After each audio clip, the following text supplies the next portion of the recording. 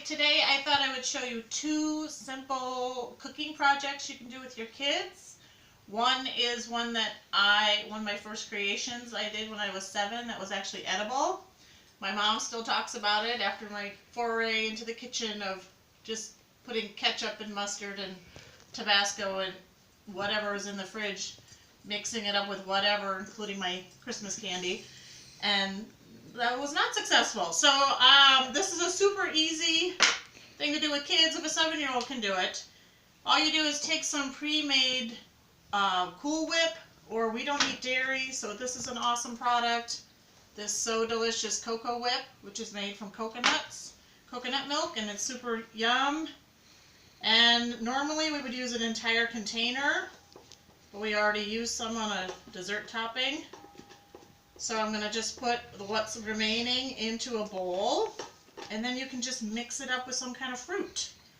So you can use fresh fruit, you can use something like raspberries, you can use any fruit you want.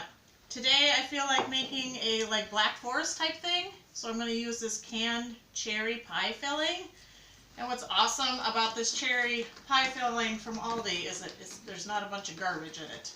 There's cornstarch, of course, to thicken it up. But otherwise, it's just sugar in there. There's no high fructose corn syrup. So anyway, I might not add all of it because I didn't have as much whipped topping. But all you're going to do, and I probably let this sit out a little too long, so it's a little soupy, but it really doesn't matter because, are you zooming in, Soren, so they can see? So because you're going to stick this in the freezer. So you can have your child dump in the berries, dump in the cherries, whatever you're using, and mix it up. But you do need to, if you keep this in the freezer, you do need to let it thaw a little bit so it's not rock hard when you're using this. And then it's super easy peasy. Take a pre-made, oh no!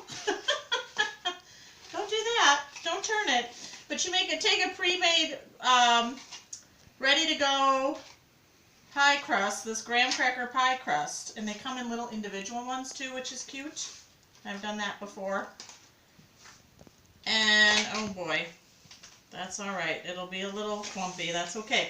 And then all you're going to do is you're going to pour it on into your pie crust and spread it around. And a really nice topping, no matter what kind of fruit you're using, is some toasted almonds. I really like to add toasted almonds, and that was part of my original recipe. My original recipe was Cool Whip, blueberries, and toasted almonds. But because I'm doing kind of a Black Foresty thing here, I'm also going to take some chocolate chips and just sprinkle a few around on the top. And then I'm going to take my toasted almonds and spread those on top.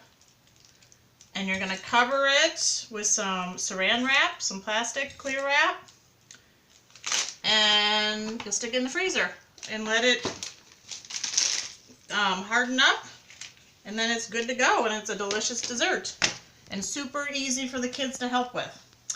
Okay, and then the second thing I was going to show you today is making granola, homemade granola. Oh, let me just mention, even if you do eat dairy and you don't feel like going to a store, especially these days, and you have a can of coconut milk, a little trick is to leave it in the fridge and let it get really hard. The way it separates, so the top part will be the milk part and not the watery part, and it'll be nice and cold.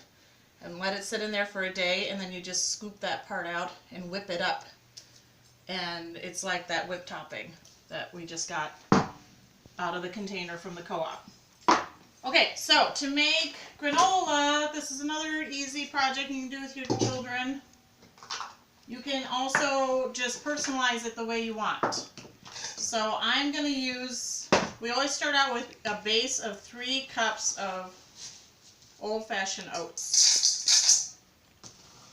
You can use the quick oats, but the old-fashioned oats taste better and they work better. It's nicer because they're thicker cut. So we're going to start out with 3 cups of oats. Then we're going to add a cup of some kind of nuts. I'm going to use some pecans today. And a little trick that I do when you don't feel like chopping it with a knife, especially if you have children around, you don't want to get out a sharp knife. Before you cut it open, you just kind of pound it with a spoon or something. And your child can certainly help with that and make it a little more broken up. But you do want them coarsely chopped. So you're going to want a cup. This is about a cup, so I'm going to pour the whole amount in. 1 cup of nuts. You can use pistachios, walnuts, hazelnuts, anything you want. Almonds also work well. So 1 cup of nuts and 3 cups of old-fashioned oats. And then you can now personalize it even more. You can add some dried fruit if you want. My kids love dried blueberries. So I am going to add a 1/2 cup of dried blueberries. And then I love coconut, and I especially love it in my granola.